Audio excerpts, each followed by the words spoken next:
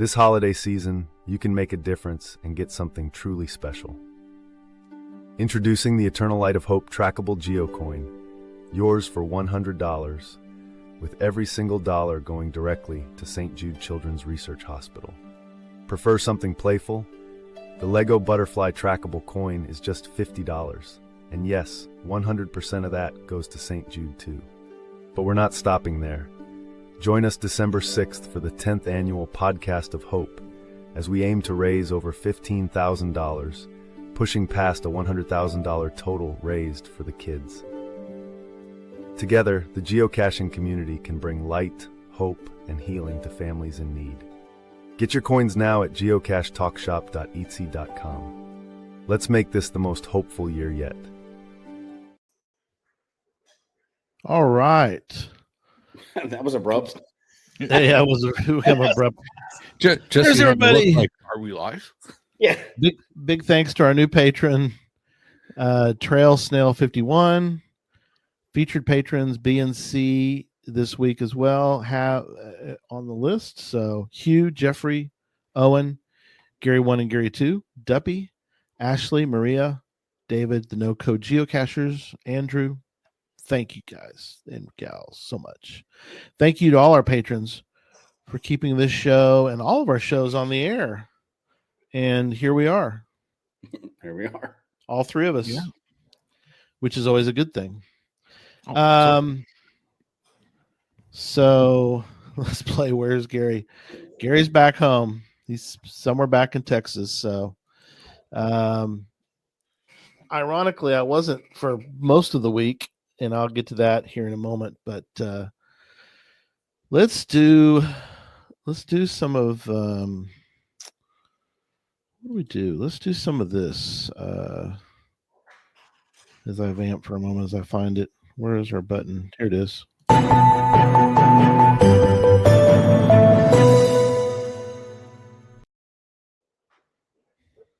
Right, let's do some Twig this week in geocaching. And any news? Also, do we have news, John?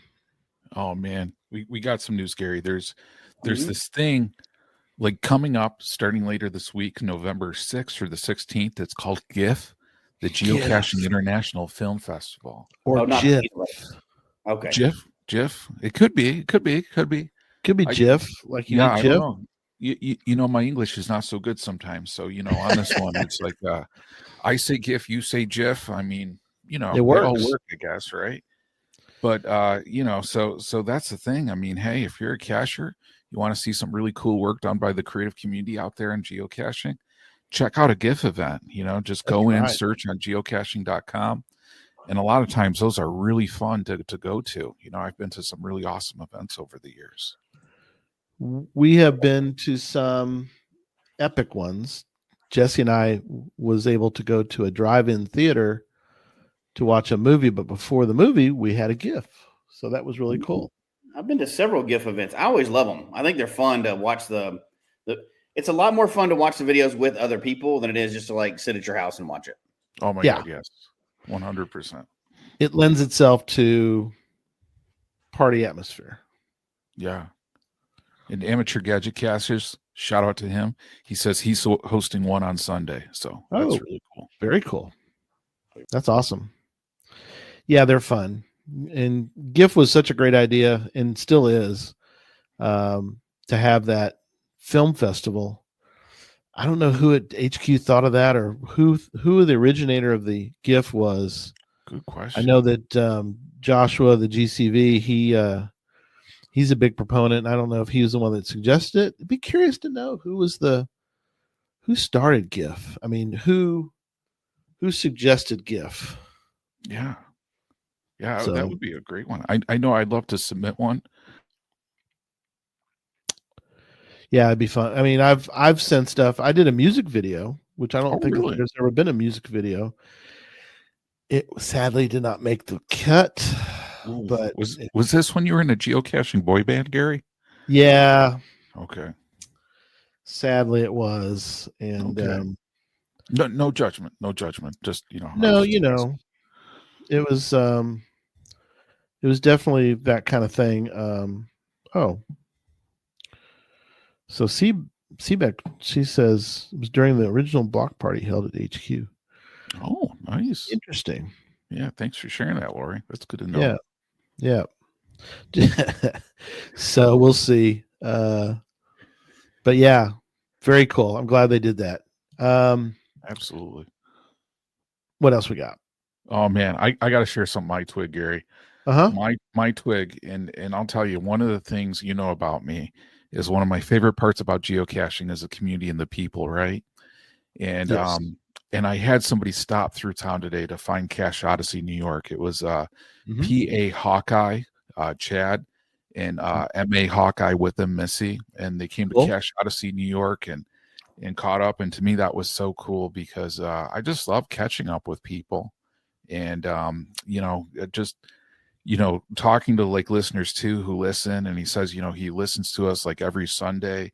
Mhm. After Oh, the very show, cool. the audio file. So that was just so cool to hear. And yeah, Jim Rickwald, Jesse had to go chase down reverse where I go. Yeah, I think Hey, hush, I'm back. I can hear y'all. Reverse where I go. Hey, Jesse. I am running the whole household right now. The CFO's out of town, so That's I have a right. 180-pound dog that needed to go outside. We did not want him barking to go outside. Oh, okay. Get- It blows out our audio. So Get the good puppy dog going. yeah, So yeah, who let the dogs out, Memphis Mafia? That Yeah. question has been answered. Yeah, that's right. Right. Who let Yeah. the dogs out? After 20-something years, we answered the Oh question. man, yeah, and guys, I got to share something too on Cache Odyssey. I don't know if people like the Cache Odyssey Facebook page, but one of the things that's crazy, right? All these Cache Odyssey letterboxes are getting so many favorite points. The most favorited letterbox in the state of Tennessee is Cache Odyssey, Tennessee. Did you guys Oh, know that? damn. That's awesome. I love it. So I mean, big shout out to Super Nate. We know he knocked it out of the park, on that Yes. one. But That one's awesome too. I think that's Christy's current favorite. oh, is it really? Yeah. Yeah. I mean, I can't wait to find that one. That one's just going to be a blast, for sure. By the way, the CFO is giving you a hard time, Jesse. She's correct. The house is wrecked. Yes, that is correct. Correct. In fairness, she's been gone since Thursday. So Right. That's enough time for you to ruin it. yeah, it's not burned down, so I'm doing pretty good. At least you can just say, hey, it's standing. It's still, it hasn't Right. caught Here. on fire yet. At least not Yeah. bad enough to cause any real problems. So Yeah, that's Right, something. right. That's something. But yeah, guys, I got to share another thing too for my twig. You guys know how I like going through the pizza drive-through, right? of course. And yeah, earlier today I was going How through the strange pizza is a drive-through. pizza drive-through? Yeah, the pizza drive-through. We were going through it, picked up our pickle pizza, and I was thinking about a few things, as we were putting the pizza in our pizza bag.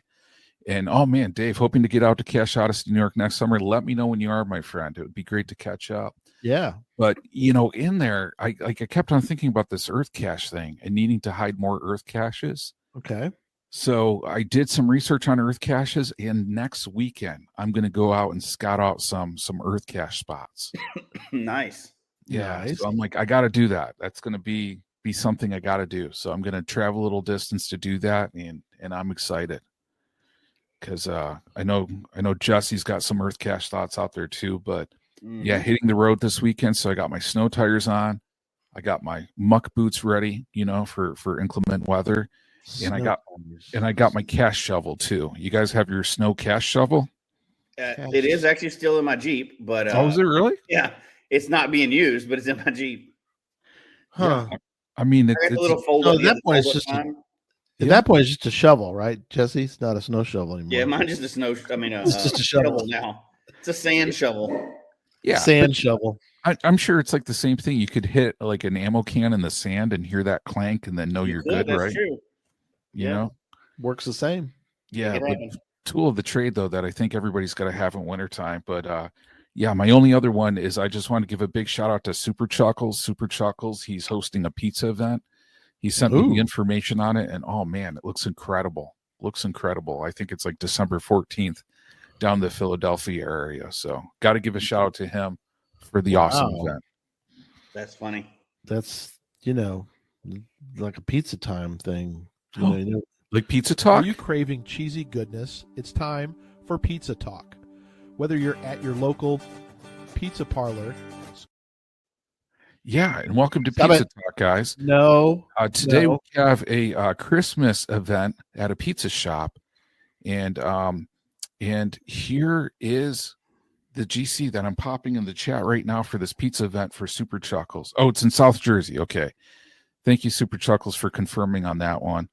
So I'm popping that one in, and yeah, if you can attend, man, it sounds like it's going to be an awesome time for sure. So yeah, that's your Pizza Talk update for this week, guys. Wow. Okay. Okay. Let's do some twig. One more thing I would add too for this. We're Yes, getting sir. towards the end of the year. So if you have not done your 25 location list souvenir, Yeah, do not forget it. I'm just going to keep mentioning this till the end. And if you have one of the events, don't forget to host your event. You're going to run out of time if you don't do it. So if you're awarded one of the community events, make sure you host it. I am guilty of both of those. I have not done either one of those yet. So I need to do that in the next 2 months. So yeah, definitely log that, because once it's gone, that one is gone. You can't get that one. Can't log that one. So, all right. I'll go first, I think, for twig. Okay. I went to Taylor, Texas. Where, you ask, is Taylor, Texas? Is that named after Taylor Swift, Gary? Yeah. Me and Taylor we're tight. So we went to Taylor, Texas, and you were wondering where it is. It is north of Austin. That's probably about all you need.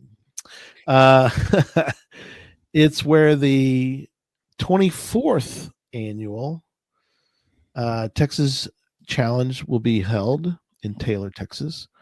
I'm working on a commercial for them coming up, and was able to go there and to check it out and see the sights of Taylor. So excited for the possibilities for that. Looking forward to the committee that's working on that.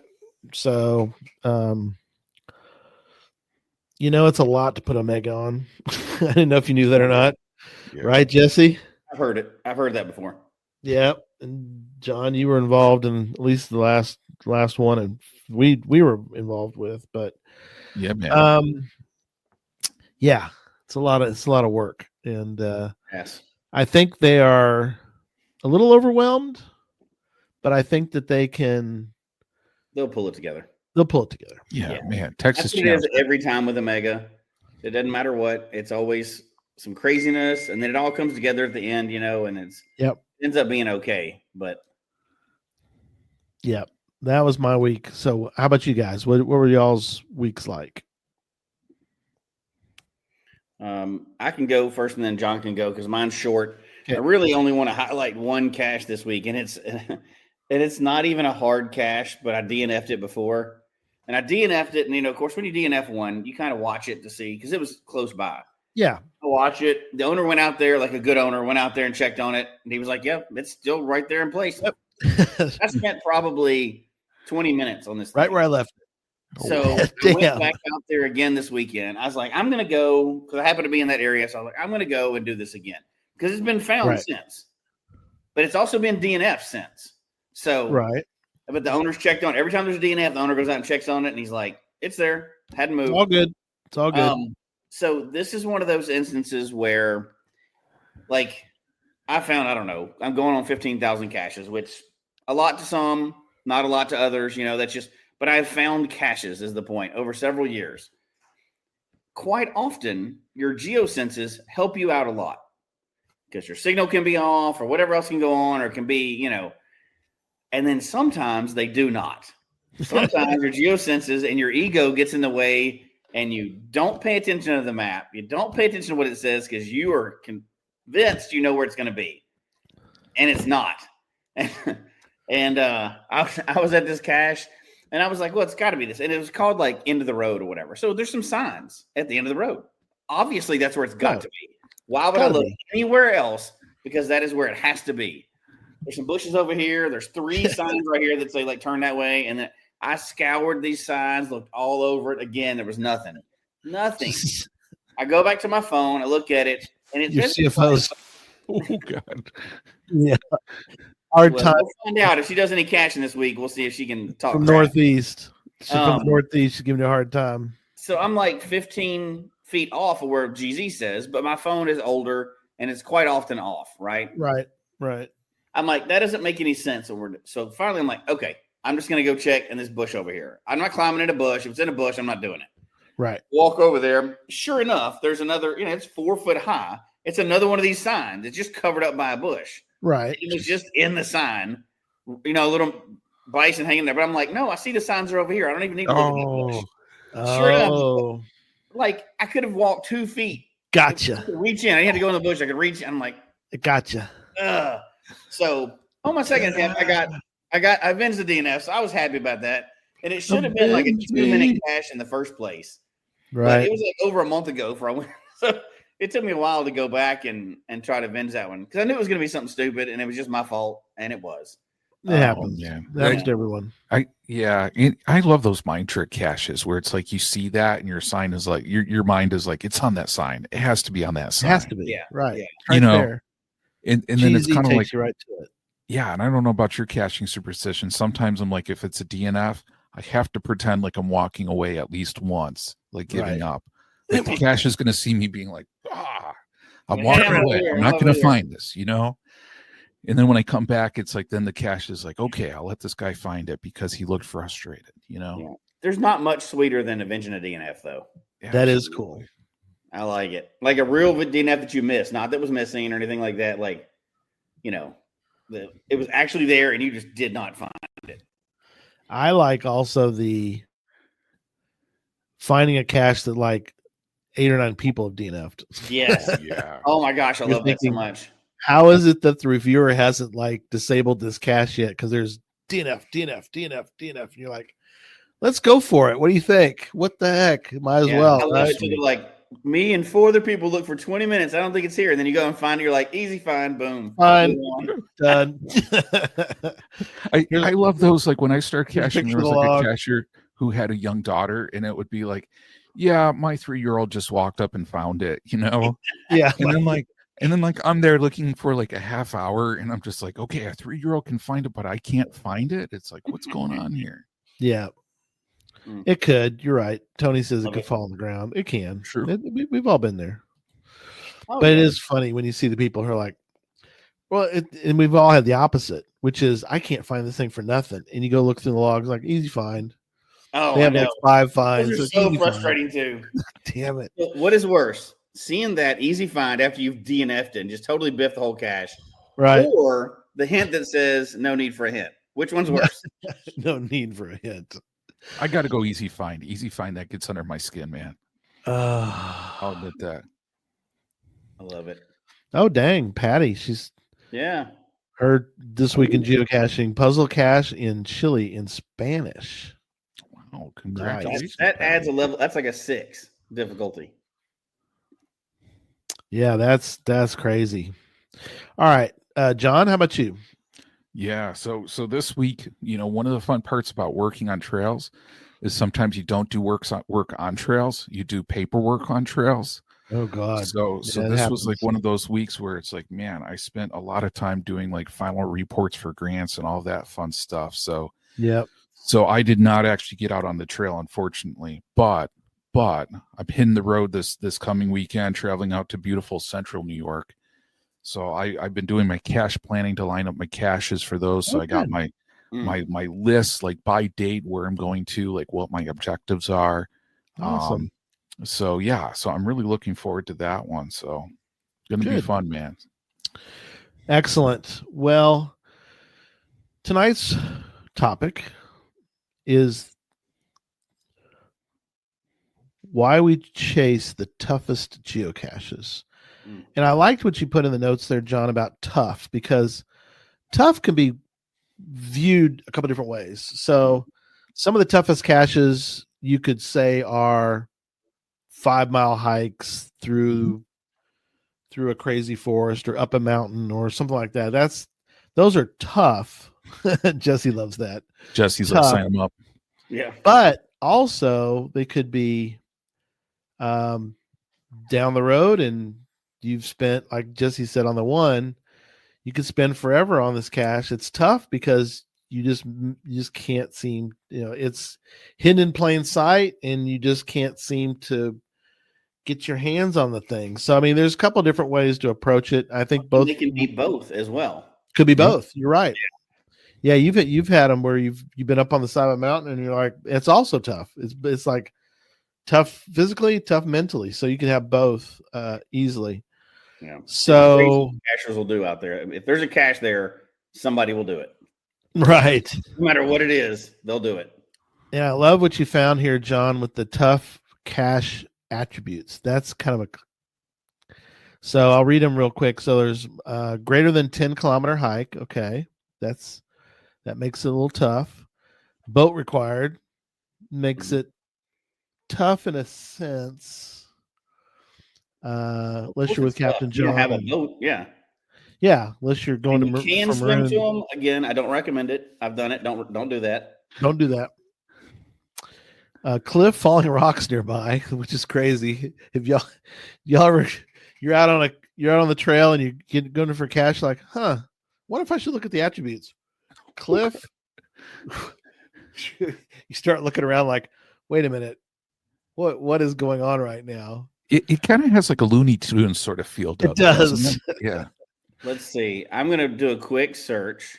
Cliff, falling rocks nearby. Yeah. Let's see. Search for any caches you found and see. That's if you what I was remember. doing. Cliffs, falling rocks nearby. Let's see. I was going to say 43 of them. 23? 43. Oh, 43. Okay. Yeah. Well, but I lived in Colorado, so that he lived in Colorado out there. That's pretty common. Makes sense. Dangerous animals nearby. I mean, isn't that attribute basically you put that on every cache in Australia? I mean, isn't that valid? Yes, everything's trying to kill you there. Everything's trying to kill you there. Yeah. Difficult climb. Mm-hmm. Okay, that makes it tough. Yep. May require swimming. Okay, that makes it a little more interesting. May require waiting. Mm-hmm. Not waiting like you're waiting for a train, but waiting. WADING. Yep. Scuba gear required. Well, that one's tricky unless you're like doing the ET highway and they use that. That's for another show. But oh man, that's bogus. That's bogus use, my friend. Bogus. Yeah, attributes, and that's a whole nother show. That's for a whole other show. Significant hike. So there's that one, and there's tree climb. Mm-hmm. Always fun. Always adventurous. Always fun. Maybe not always fun. It's it's fun. Definitely always. Any of them, always adventurous. Yeah, if they're labeled correctly, I'll go after any of them except for scuba gear. That's the only one I'm not going after because not happening. Unless I'm just driving the boat for the other guy to scuba. Yeah, the other guy does it. You know, I keep on thinking somebody should build like a gadget cache where you need like a scuba tank to do it. You don't need to go underwater and then use the scuba gear like attribute. Oh, that's funny. You know, that would be a fun one. Maybe you could build like everybody else does and put attributes on there. Like maybe you could build, Maybe you could build a gadget cache where you have to you need a scuba tank near you because you got to put your head in it, but you can have you can have a scuba mask on so you can breathe. Oh, that's interesting. So your head would have to be underwater to be able to read the information you need or something like that. Yeah, I'm not owning that cache. Not doing that cache. That sounds like a terrible plan. Yeah, why not just call it Shark Tank and have a shark or two in there? I mean, sharks nearby. That'd be a good. We gotta do another attribute show where you're like, that might be a good attribute show. You never know. Okay, and then John, you found how many of these, based on this information, you found that there are only 8,283. Well, 5.5 geocaches. Looking at 5.5s, and this is a great topic, right? Because there's a lot of tough caches out there that aren't 5.5s. You know, Oh, yeah. I know we'll get into that a little bit, but just thinking out there, like even like the 5.5s, there's 8,283 5.5s in the world, and it's not that many. No. Well, it's really not if you consider a lot of those are challenges. Yes. That's true. before Yeah. pre-moratorium, right, Jesse? Because you can't. Yeah, you can still do both. Well, you can, but you're don't you supposed to have label to? them properly. Right. So the Yeah. difficulty would be the challenge. The terrain now would be actually getting to that cache. So if it's a 5-5, it has to be somewhere hard and a hard challenge to go with it, or hard to find the cache. Right. So it's 8,283. Yep, and that's the number of 5 5s. And it's interesting because you bring up like challenges and mysteries. Mysteries are definitely the top out of that list. That's half of them. Yeah, for 4,356. Yeah. And that's probably what I would have guessed myself. I don't know about you guys. Mm-hmm. And the second one after that's actually traditionals with 2,689. Makes sense. Makes sense. And then 635 multis. Ugh. 248 letter boxes. So 248 5 letter boxes in the whole world.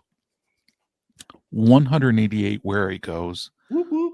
113 earth caches. Mm-hmm. Wow. 54 virtuals. So there's actually 54 virtuals 5-5s out there, right? You know little trivia question for you. Do you know how many there were before they re-released virtuals? Oh, good question. How many? Oh, wow. You know what? I'll throw that out to the audience too. How many were there before they re-released virtuals? How many 5-5 virtuals were there? A 5-5 virtual. Mm-hmm. Wow. There are some out there. Yeah. I found 2 of them myself. Wow. Were they true? Do you feel like they were true to their? One of them was Ed Watson was a bad man. That's one Oh, down yeah. here in Florida. Yep. 100% a 5-5. There's no, by far, the most I've ever had to do to get to a cache. Right. Like chartering a boat and it's in the middle of nowhere. Yep. Going over sandbars and all. I mean, Can't walk to it. Yeah. You gotta ride a boat to it. And then the other one was one in Oklahoma. It was at the top of a little mountain in Oklahoma. Okay. And I'd say it was a 5-5 as well. Right. The vagueness around what you were looking for the virtual, and there's no it's so easy. The signal is terrible up there, so it's so easy. You get to the top of this mountain, it's kind of like a plateau, and there's huge boulders you have to go between. So it's not like a trail to navigate, and you're looking for this lone tree was the name of the cache. Wow. This lone tree up there in the mountain, and there were some clues or whatever to get to it. It was confusing. I almost died on that one. And I got wedged in between 2 rocks, and I thought, I'm gonna be up here till I lose weight and get out of here. So it was scary. But I totally got lost on top of that mountain. Totally got lost. But so those were the 2 that I did, and they were. Yeah, Owen says correct. No trail. Yeah, they were. It's one of those things where both of them, I was totally fine in both of them. Like one of them, I got wedged in between those 2 rocks, but that can happen in a lot of places. Sure. It's one of those experiences where if you do certain things, you go up there and you'd be like, I'd rate that as about a 3. Or if you have just slightly different situation, you're like, hey, I almost died. That's awesome.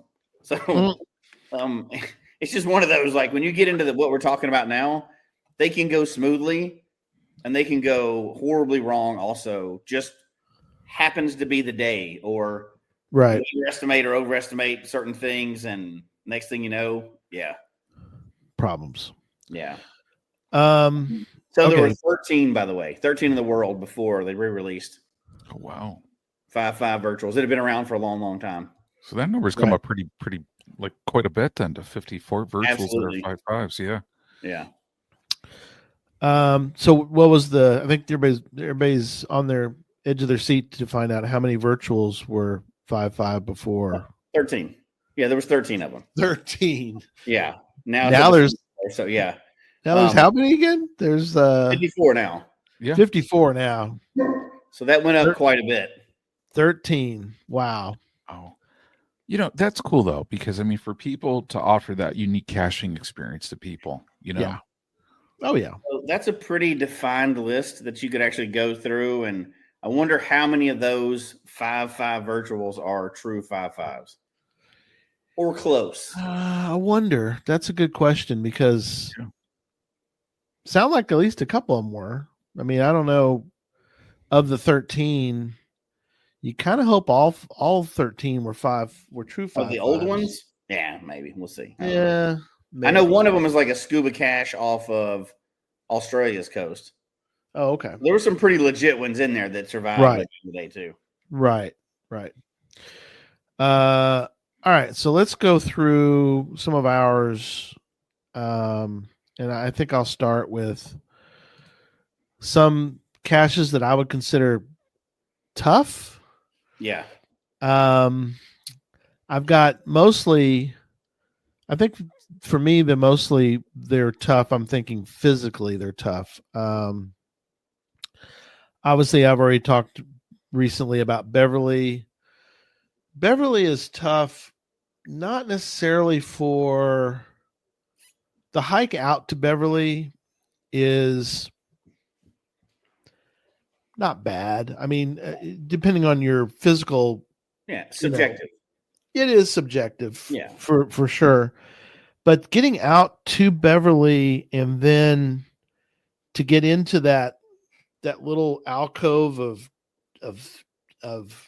wilderness that's in there, that's out there, because the trail, the walkout's just rolling hills. So you're like, this is no problem. You're going out there and you're like, this is great. Then you get to the spot and you're like, okay, we got to get into that that wilderness spot, and you're like, well, how do we get in there?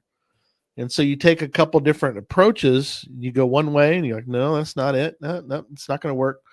I did, by the way, put into my notes for that place the spot, the coordinates for where we entered, because you can't really see it. It's like Mirkwood, if you ever read Lord of the Rings. It's like you can't really figure out where you're going to enter from. But this little spot where we went, we got in there, and it's like, okay, this is making sense now. And you can kind of work your way and trail them in there. You go try to go around it, doesn't work, go around it. Anyway, that was tough. The other one, I'm calling it tough, I think, again, physically, was Power Island. Power Island is, I think it's tougher because you're taking the approach that you're on the clock. Captain Mike is saying to you, hey, I'm going to be back in 3 hours. If you leave right now and go around the island, you can get most of the caches in 3 hours if you hoof it. Yeah. And then he'll come get you, and he's leaving you. Bye. We'll see you in 3 hours. So you feel like there's a combination of things. You're on the clock, but also it takes a while. It takes a while to get, and then physically on the back side of the island where the actual Power Island cache its terrain is, it's up and down, and by this point you've already walked quite a ways. So, and then, so you're kind of going up and down some hills, and you're trying to make yourself, you're trying to get to the right spots and all that. And then from there, you got to then do the same thing on the backside of the island. You're trying to come back around. So it makes it tough. If you go straight to the one cache that's out there and then come back, maybe not as hard, but you're trying to do the whole island. So you're you're obviously going to do the whole island while you're there too. But I think even if it wasn't physically anything, I still would consider this. I would agree, and I've done caches like this. I would still consider this a tough cache. If you think your normal cache is down the street in the park, you just drive and walk to it. You had to get a boat. Like you didn't just find this one because you were, had a few minutes to get to work. Right. You planned this trip and everything else. Right. I think any of these, there's a whole category of these that, like the boat one, like the Georgia one, right? There was nothing physically demanding on that group. Correct. None of them were hard to find. It was just that the whole planning process. And I think that's maybe that third category, like physically, mentally tough. Those are true. But then maybe the third category you just brought up is just the whole event around it, the planning and timing and travel and everything else. Yeah, the whole logistics. Yeah. The whole logistics would be the third one, I think. I think Okay. in that one too. Yeah, exactly right. Well, then let me pose another potential one for you. And I've got a photo of this one. So, is something like this, Mhm. where that is I'm sure, and for audio listeners, we'll have to just paint the picture for you. But the cache is up at the top. You can't quite see it, but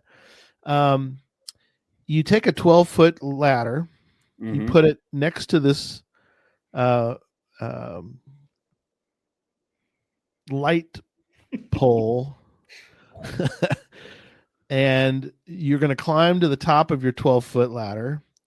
You're then going to take your painter's pole, which is what we did, which is like 20 foot long. You're going to take that thing.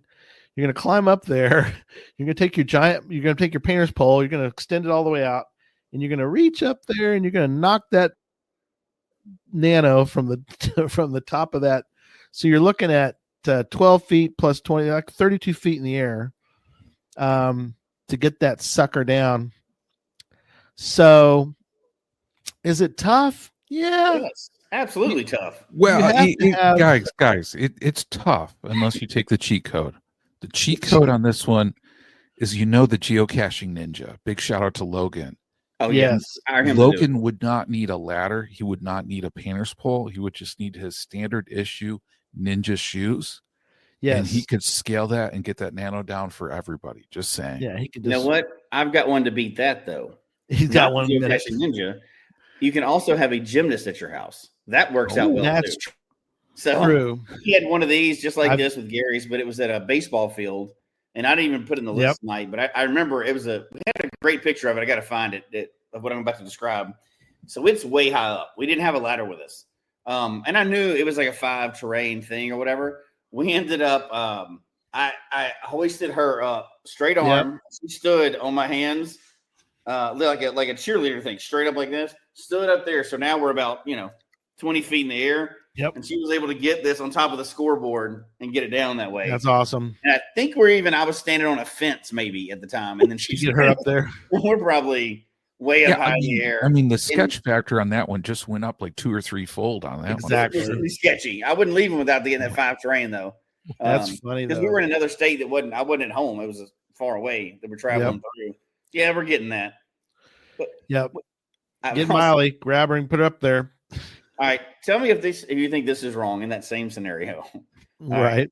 So like that poll when you had Yep. me and an unnamed cacher from Colorado on one of our annual trips. We had one of those and we were in a rental car. We didn't have a pole. So we had to figure out how we're going to get, and it was one of those big, huge, tall metal ones, the utility poles or whatever. And somebody just had a hide-a-key magnet on it. So we didn't have a ladder. We didn't have any sticks. We're out in the middle of nowhere. And all we had were rocks. Oh. Did you really? Yeah, we just kept chucking it out there. Kept chucking rocks at it? We finally knocked it off the pole. And we got it down, so got it signed and everything else. And we're like, all right, now what? How do we get it back on there? Let me tell you how we did it. It took us a few minutes and going back and forth, and I won't even admit who got it at the end. It was one of us. But we were throwing it vertically right beside the pole, just close enough to where at the very top of the arc, it would magnet onto it. Wow. Smart. We got it up like, I don't know, 30 feet or whatever it was when we got there. So everything looked good, but I was like, there's so many things that could have gone wrong with that. We could have destroyed the cache. We could have done anything. But you know what? We got it. Signatures on it. Boom. We got it back. So, and that's one that sounds like it was tough, but it was fun in your creative problem solving. If we would have done it right, it would have been tough. We cheated. So we cheated, but no, you didn't cheat. You were, ingenuity was. Instead of we didn't use a ladder, we used a rock. That's still a tool of the trade. It's okay. Yeah, exactly. I've got one more to share with you guys, and this one is a different one. This is sort of a hidden in plain sight, needed a mental challenge to solve. So I kind of want to throw one of those in there.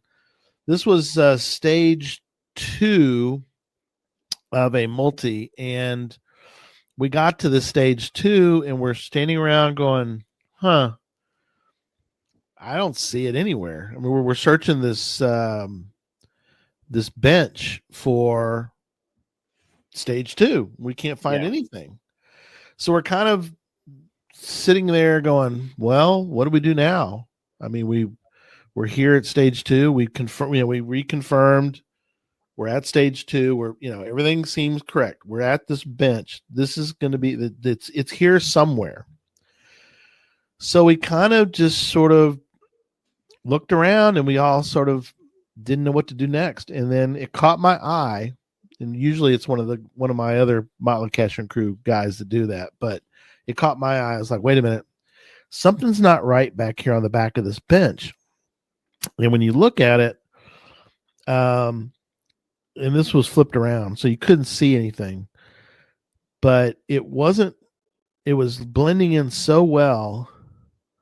But if you were to carefully remove the screw and get this little washer out, that washer has the coordinates to the final on it. So that's pretty cool, though. That one was tough. That was tough. And that's just that sticking with it, right? That's what was tough about it. You just had to not give up. Yeah, absolutely. So, there's some that are like that. And then the last thing I want to mention are, and I don't think we're going to spend a lot of time on these. We've got other ones we want to talk about, but the tractor, in this case, there's the group standing there going, gee, I wonder where the cache is, as we're taking a photo. The tank, if you ever, we've all searched, I don't know if all of us, but if you've ever searched for a nano on a tank, it's not fun until you find it, and you're like, oh, this was great. It was not great till you it's not great till you find it, because it's like, crap, I can't believe we're looking for a nano on a tank, like or a caboose. Was it the gum wall in Seattle? The gum wall, exactly. But I'll tell you, those are like a rite of passage, right? Like you find one of those, and like the incredible joy it brings you, it really does. Do you like when you find it? Yeah. What do they call them? The patience caches or whatever, the ones. Oh yeah. Well, there's like 1,000 bottles in it, and you have to go through every one to find the thing. Do y'all like those? Because they can be really trying on your patience. Do you like those? Not like them? What? I'll put it this way. So I don't like it if it's just me. I love them if it's a group. Okay, yeah, that makes sense. Because in a group dynamic, it's just kind of like one of those funny things. Like everybody chips in, and sometimes it's I don't know. I love those things in groups. I'll just tell you that. Party at the tank. Yeah. We did one. Jesse and I did one with I think Charles and Laura were with us too. We did one, and it was I think Jesse pulled what our guys in our Motley Cache crew do is he found it but didn't tell anybody. And we're all still looking. He goes, "What? Y'all looking for this?" Like, dang, stop it! You can't do that. I don't know how long he waited. You know what? It's too much fun to be able to do that. It's almost as fun as finding the cache. Hey, it's your fault. You started that. That was your group that started, by the way. They were. The selfie with the goal is to get the selfie with the cache in your hand with the group. They still do. Yeah. They think that's so funny. It is hilarious. And then the best thing to level it up is you text it to them afterwards while they're still there searching. Yes, I have done that, and it's awesome. I did to you one time too, where you're like, you hey, did. You got me one time. Hey, look, there it is. Show you the photo. Oh, you have the photo? Oh, that was the funny part. He showed it to me then, but I'll show you the photo. Yeah. I think it's pretty funny when you text them and you're watching them take it out of their pocket, and then they see what's going on, like you in the background with the cache while they're searching. That's even hold on. I think I got a picture of one. I think I found it. Yeah, there it is. That's the one I was thinking of. Yeah, and there's this guy at this pole, like in the center, like looking for it, and I don't look at him. Look. Yeah, I don't know who that guy was. Do you guys know? It's not as much funny that way. I like when I'm the one doing it. Yeah, it's not funny when you're on the other end.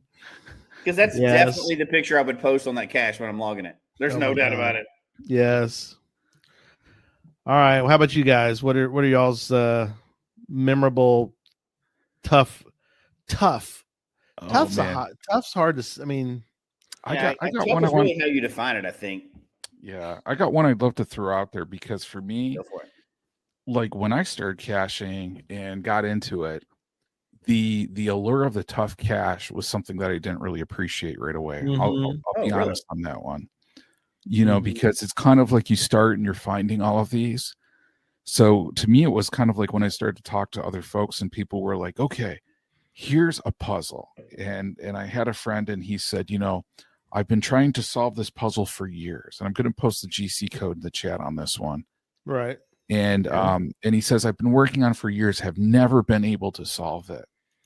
And he goes, how cool would it be to solve it? So the GC code's GC1FY9F on that. So this was kind of like one of my first ones like that, like digging in. So it was like a pretty unique puzzle.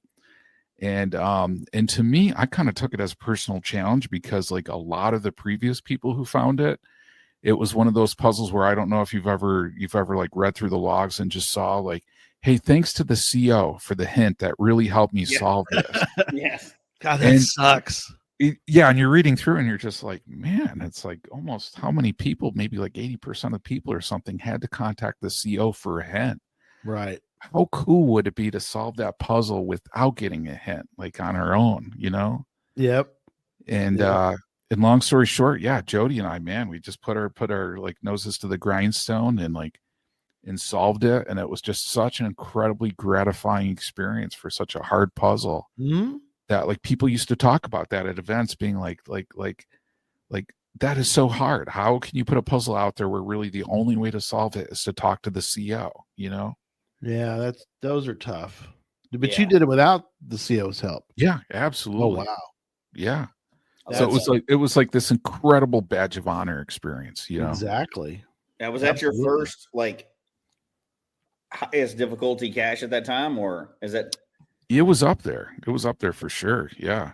what made you want to go for the harder caches after that? Yeah. Yeah. Cause I think after this one, I think it was kind of like you just get that rush from that like hard and difficulty yeah, solve. Where I think for some people when they start, they like have this fallacy. They're just like, man, I can't do puzzles. I can't do like a difficulty 5, you know? Yeah. So that totally opened up doors for us. Yeah, no question about that one. So your Wow. gateway to tough caches was a tough puzzle cache. Absolutely. Yeah. Oh. See, mine was Okay. different. My gateway to tougher caches was actually the hiking side of it. Oh wow. Like that's what I was when I was starting to cache and starting into the heart, in the beginning or whatever. I just wanted to go out because we were in Colorado at the time, so I just wanted to go out somewhere Right. pretty and find one. I didn't really, eventually, obviously, when you keep doing, you're going to find everything everywhere. But like that's what probably kept me in the game is where I was at the time and knowing that like anywhere you hike, you're going to find a geocache somewhere. So that was pretty Right. awesome. I think that's what sucked me in. And then puzzles, I got into the puzzles and stuff later, but I think I went to the T side first before the D side. Oh man. Right. Was there like any Right. specific one that you just like really love doing? Come on now. Let's see. All right. You got quite a few that are like that. Yeah, I got a bunch of them. Let's see. Let's see if I can pull up some. All right. Okay. Here's the first. So I guess kind of along the roads that you were on. This is called wormholes. So and it was kind of both. So it was the first one I did that was like both. It was the puzzle was ridiculous, but then Right. we were in that thing for like 12 hours. So the wormhole, wow. and I think like all these, the storm Holy drains, or cow. whatever, Right. all day. There was a team of us, and it took us all day to do it. So you were either bent over or going through water or whatever else. Right. So the part, it was, I mean, we were knee pads, elbow pads, everything. But you'd go all the way in here, and it's dark as crap, right? Right. And there was bolted ammo cans up on the side of the thing, the storm drain. Right. Up, and you'd have to take it. And the puzzle wasn't something you just saw and like, oh, I guess I turned left here. We would all go back out, sit for a while trying to solve these puzzles, and then go back in again and go to the next one. And it was multiple stages like that. Wow. It was puzzles you couldn't just sit there, cramped up and solve. You had to. So that was the first one I did that was both, though, I think. But yeah, there's our team. It's a team of us that went in there, and that's not very much water there, but it was all day like that. But We you can spent tell. 4 hours in those. Yeah. It was crazy. Man, that sounds like a fun time though for like a group kind of like bonding experience. Yeah, it's funny too because you pulled up those 5 stats, and I went and looked at mine. Mm-hmm. Mine almost mirror that same distribution. Really? Wow. So the number one category I found is mysteries, and then traditionals right after that, and then kind of where I go. And one category that didn't show up anymore is events because I've done some events that were 5 before the rules changed, and they're like, yeah, that's not a thing. But I even have a CETO, a letterbox, a virtual, multi event where I have all of them. So nice. Wow. Not too bad. Yeah. But it's funny because it mirrored exactly the stats that you pulled up. Like about the normal distribution. The distribution of those, yeah. Yeah. But crazy. Yeah, that I think the physical side is what got me in, but then once you find the D side of it, I think that'll get you hooked just as much. That rush is there just as much. Yeah. One last one I'll mention. I'll go back to you, Jesse, but the one that also comes to mind as far as the D side of the tough cache was Infernal Device. Oh yeah.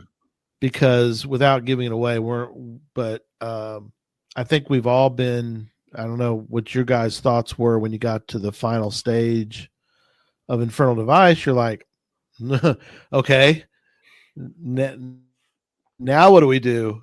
Yeah. You're like, yeah, absolutely. Oh, it's right there. Why just open it? Like, well, yeah, sounds great, but how do you open it?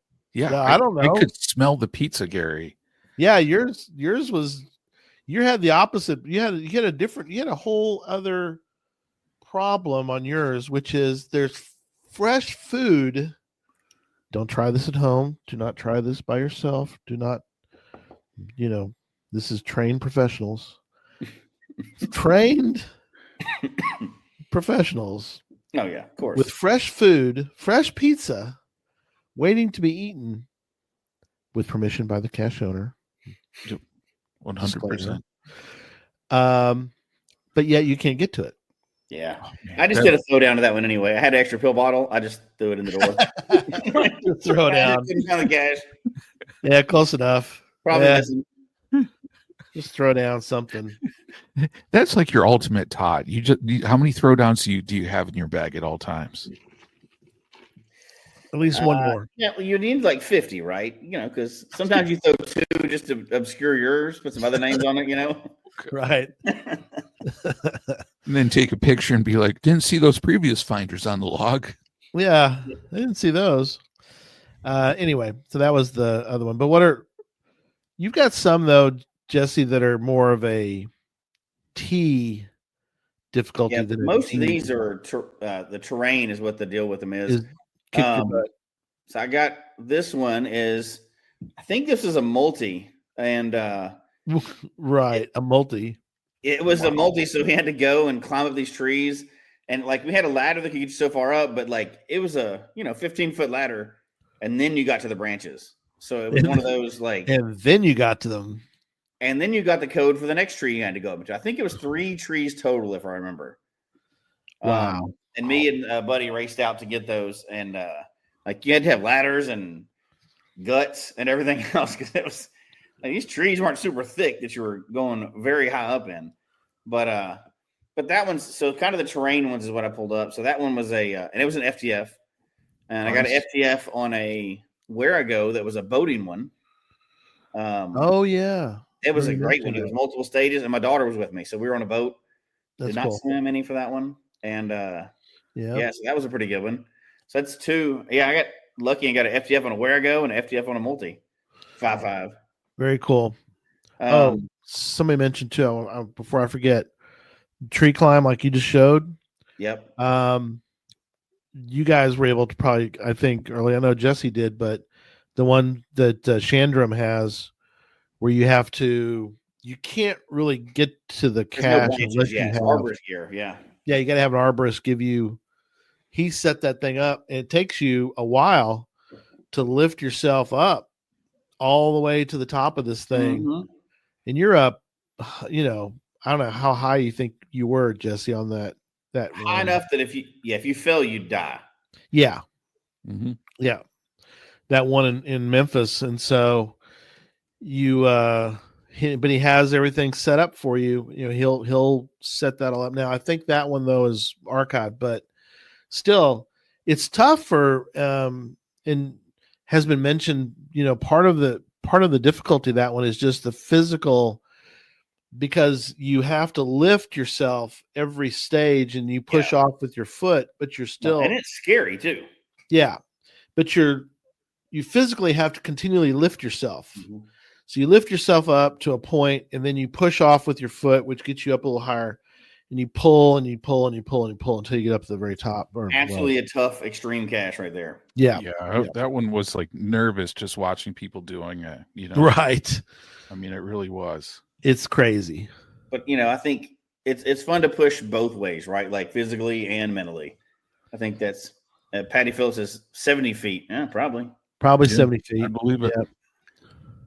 So I got a couple other ones I want to pull up real quick. Yeah, definitely pull up another one. And I'll explain what it is real quick too. So I had a series of hiking events. And now hiking events in Colorado, those hit a little different, right? So yeah, one of my first ones was these are kind of extreme events or whatever, but this is Let's Go for a Hike is what the series was called. Mm-hmm. And this is, we got to hike 2 14ers this day. So right. People, that group, right? That's the group of people that all hiked it together. Yeah. So explain how you did 2 of them. So there's a set of Twin Peaks, Grays and Torreys. And so they're 14,000 foot peaks, they're in Colorado and Alaska. Right. So, yep. But you go to the top of the mountain and then there was a saddleback between the two. Right. You're not going all the way back down and you go all the way back up to another mountain. And I actually had a Werago that I hid there. And it was, you had to hike to the top of one mountain and then go over to the other mountain to unlock both the stages.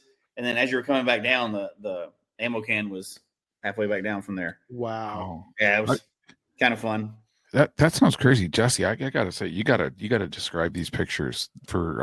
Okay, yeah, sure. We got the audio right. So this was that event that was at Grays and Torreys. Those are both the 14ers that are there. And there's a group of what 1, 2, 3. It was just around 10 of us, I think. So we got up, 4:00 in the morning, got up, and so the views of what we have here. If you look the one to the right, that is. You can see how it's the trail is kind of slanted or whatever there, but you see the peaks off in the background. And if you notice in our group picture, the clouds are like at our level. Yes. You can see the clouds are like right behind us. Right. And there actually was a summit log up there too. So it looks just like a geocache. If you've never been to a summit log, it's got the paper inside the PVC pipe or whatever. But so we all hiked both of those. And that was the event. You had to go to both of them, kind of, obviously you couldn't make sure to do that. But people hiked in from all over to that. And if you could see this picture, if you look out, that's the kind of terrain that got me into geocaching there for sure. That this mountain you can probably see 50 miles there or whatever. And all you see is peaks everywhere. Oh yeah. That's up near the, Rocky Mountain National Park kind of area. But just that is beautiful. Ridiculous. That's what I wanted every geocache to be. Right. And then of course, you're like, well, I'm here at Target anyway. I might as well look under these lampposts. But it didn't even seem like the same game to me, right? But it's so different. If you haven't never been to that kind of, we just got back from doing Pikes Peak, and when you stand up there, the air's thin, you're kind of, trying to kind of catch your breath, and you're looking out over this, area, and you're like, it's a whole other world up there. And it's one that love it. Yeah. It's one that, you go to and you're like, it doesn't feel like you're even on the earth anymore. No, it's such a different perspective. It's such a different feeling. And you're like, but you're excited that you're there because it's just so different. And you can't really, it's hard to describe for other people that it really does. It feels like you're on another planet. Yeah, well, especially when you're above tree line like that. Yeah, And you I have love like no trees, very little vegetation, if anything. And it's like terrain like you could be on Mars or something. Yeah. It's so different. No, it is. It seems like it's just another planet. It does. Awesome though. I love it. It's exciting. Yeah. But all right, so I got to show these other two, and only because this is all series of one events that we did, and we were doing some pretty extreme events, and there was a group of us at the time, like we do them at midnight in December in Colorado, in the middle of a lake, and people still show up. It was one of those kind of things. Right. So we went, and so I will admit too, this is another one of those events. We were caching up there, and so if you look here, you'll see. So here's kind of how this story goes. This is the one where they called the sheriff's department and everything else because we went missing. This is that I told you about. So, if the first picture, the top left, that little knob on the top, that's where we were going. To the top of that mountain, and it's snow everywhere. It's a blizzard. The skies are all white. It's daytime in these pictures, by the way. You can barely tell that, right? I mean, it's white, but you can't see anything anywhere. We set up. We're going for a certain cache. Hadn't been found in a while. We set off. There was a group of us, so we decided to host an event at the top of the mountain. So we set out. We had our inReach and everything else. We had all our stuff. We had our gear. The people I'm with are like hikers that would run circles around me, and they're twice my age. Like, it's not concerned about it at all. Well, this blizzard came in, and it just totally delayed that whole trip. But anyway, so that's the whole law part of it. Coming down, you had to come down. It took us forever to get down or whatever, but I would call this a tough terrain, extreme. Yeah. We're in a blizzard, right? In the middle of nowhere too. Exactly. Coming down, it was dark and we had to climb over down trees and everything else, but we actually DNF'd this cache. Oh no. So we had the event just to go. I mean, not that you can do that. I would never break the rules, but we had this event just to go find this cache, right? In this extreme situation. And you still couldn't. We DNF'd it, but it's still one of my favorite experiences ever. Whatever. We never found that cache that was up there. All of our gear was frozen. Now the event counted. We attended the event, right? Sure. But not for this old cache or whatever. And yeah, sure enough, we we never found it. But so it was still there. And we went back later in the summer and got it. But at the time, like, it was winter. So yeah, but I mean, just because you didn't find it doesn't mean it wasn't a great experience, right? Yeah. No, then sometimes those are kind of funny. And, Jesse, you and I had the one out on the railroad trestle that we never found. Oh, and that was great, though. Still memorable. Yeah. It was tough. I mean, we neither one of us snapped a leg, so we considered a successful successful high. Successful. If you stamp a leg, that takes it to a different level. Just saying. Yeah, that's not good. Or tore ligaments. Right. I'm gonna do one more, and then one more. And we're gonna run late. The last one, and I wasn't sure how I was gonna get this past the reviewer, so I had like this big argument prepared and everything else, because this was Let's Go for a Hike, that series event, number 8, and then I called it No Hippies Allowed. And I thought for sure, I'm like, they're gonna be like, you can't do this and blah blah blah. Right. It was it had a meaning to it, but I thought, that's funny. It's a funny name. They let it pass. They didn't even push it through. So I guess I had a good enough explanation. I thought, there's no way they're going to do that. Well, what this event was the day before I was going in to get my hips replaced. And I thought, why not go for a hike? Because if I fall, I'm getting replaced tomorrow anyway. So it's okay. This is called the Incline in Colorado. And that little line up that mountain, that's actually not a trail. That is these kind of steps all the way up. Yeah. So our event was at the top. The Manitou? Yeah, Manitou. Yeah, the Manitou Incline. Manitou Incline. Yeah, Manitou Springs. Yeah, it's an incident, but you know what? And here's I didn't even upload one of those, but there was probably 20 people that did this. Yeah. It's insane. And there's actually a cache at the top too, a virtual at the top, but So our event kind of coincided with that or whatever. But Right. you're like, hey, let's go do this. And 20 people show up at whatever time in the morning we had to be, to get it started or whatever, to hike that for a cache. Wow. Yeah. That's just, Yeah. that's the kind of fun stuff that now it also shows you like, I still think that's a smaller subset. I guess that's my question. And I'll stop because we're running super long, but You're good. what percentage of cachers do you think are going for these type of caches as Oh opposed my to, gosh. That's a great question. just going for the lampposts? Yeah, that's a really good one. Now, and I want to say, like, there's a physical side, the mental side. I mean, just any of those, right? Not just the ones I was just showing, the mountain climbs, because there's people limited for that. But like what percentage of people do you think go for that top 5% of caches, or 10%, whatever the top, the top hard ones are? Yeah. That's a good question. I mean, to me, it's interesting because the people that show up for that are very motivated to do that. Mm-hmm. And oftentimes, I mean, it seems like if you see those pictures on Facebook or something else, you can tell people are generally having a blast as like a group experience doing those, Mm-hmm. But yeah, as to the Some actual people are saying they percentage, can do it. yeah, Discrepancy says me. Yeah. But this is a skewed demographic. This is not the average people. If they're listening to a podcast, they're already kind of way deeper into it, right? So but it's great that they do those because it shows you that geocaching crosses all boundaries. yeah, you can have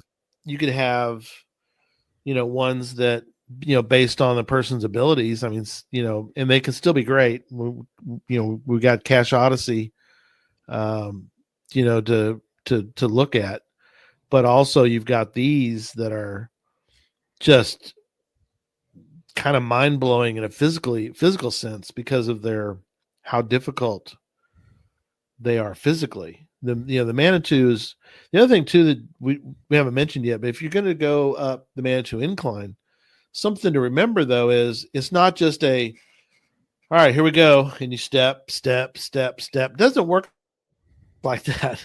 They aren't exactly perfectly designed stairs. There's like step, then you got to kind of walk a second, and so they're not even because they're not really supposed to be. It's not. It was never built that way.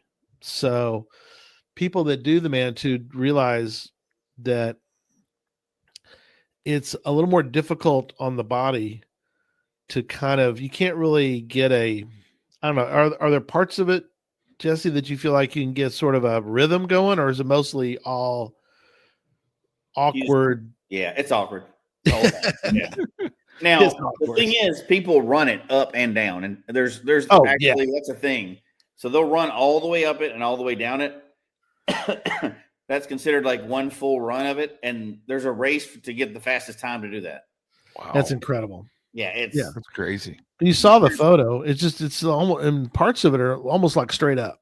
I mean, you're just you can't get a photo that captures what that is. That full. I just remember even driving by and taking a look at it, and it was just like the massive scale you can see just driving by it is wild. Yeah, it's harder than it would be if it was a steeper trail, just because of the awkwardness of it.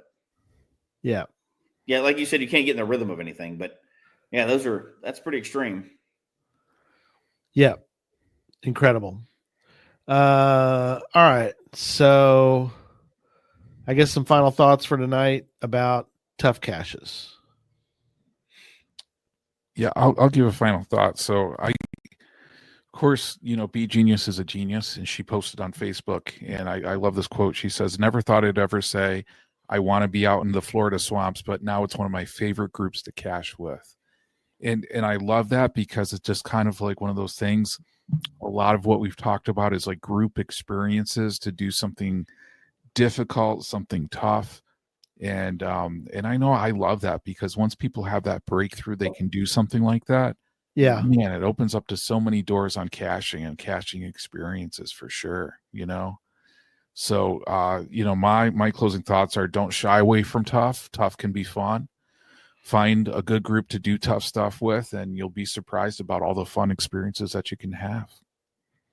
Yeah. Yeah. You want to go, go ahead. Gary, or you go?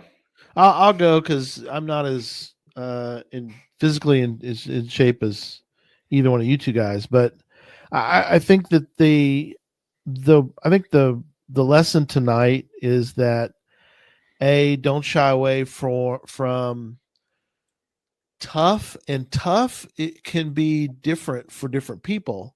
There could be a tough cache that's, say, Thunderstruck, who has some physical, is just built differently, and he has things he's going to deal with, but he could have something that's tough, but he needs to not shy away from that. In a sense, I guess, no matter what shape or size that we're in right now, for me personally, tough, Beverly was tough because of what it took for me to get there. Power Island was tough because of the things that I had to go through, again, physically. Also, we were on a clock. So it's sort of, I think that, I think tough is something that we as cachers need to embrace. And whether it be, if it's a tough cache mentally, maybe we need to we need to try a tough cache. Maybe we need to try a puzzle that challenges us more than we want it to, So I would say that, find you a tough puzzle, or find you a tough location, and, tackle it. And when you do those, you'll come away, satisfied, and you'll come away with, some true accomplishments. I think, of all people, Jesse would tell you, it's like, yeah, you could go down the road and find an LPC and you go, yeah, that was great. But does it challenge you? No, but it could challenge you if you're going to do 100 of them in a day or something, where you're really challenging yourself to do something like that. So there's different ways, I think, that caching can challenge all of us. And I think we need to try to do that. Maybe not every single time, but you want to try to push your boundaries some. I think you kind of said it all there.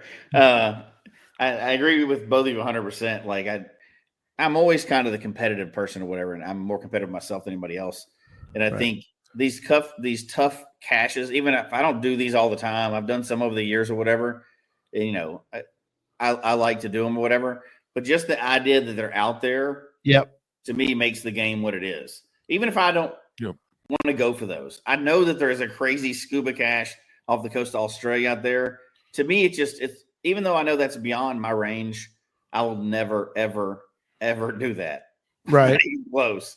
For me, it's just cool that there's people. I'm the part of the game is that there's people out there doing these really fun, crazy, tough caches.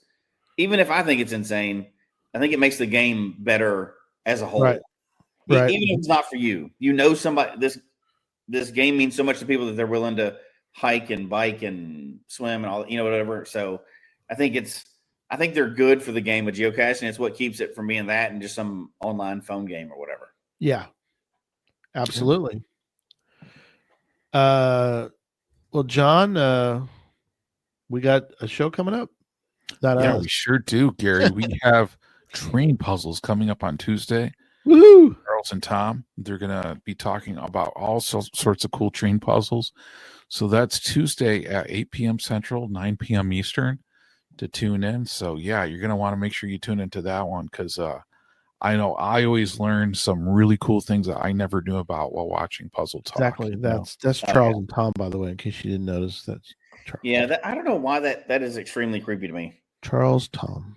Because I see them more than I see the trains, and I'm like, that's weird. That's too weird. That's just weird. Chris, you need to come home. Apparently, Jesse's losing it. Just saying. Yeah. I know. She's been gone too long now. She's got to come back. Absolutely gone too long. How long has she been gone? 2 days? So look, hush, don't worry about it.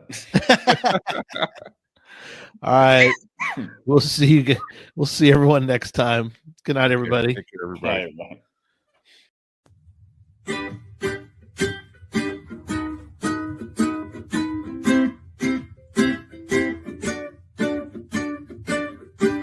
May your finds be many,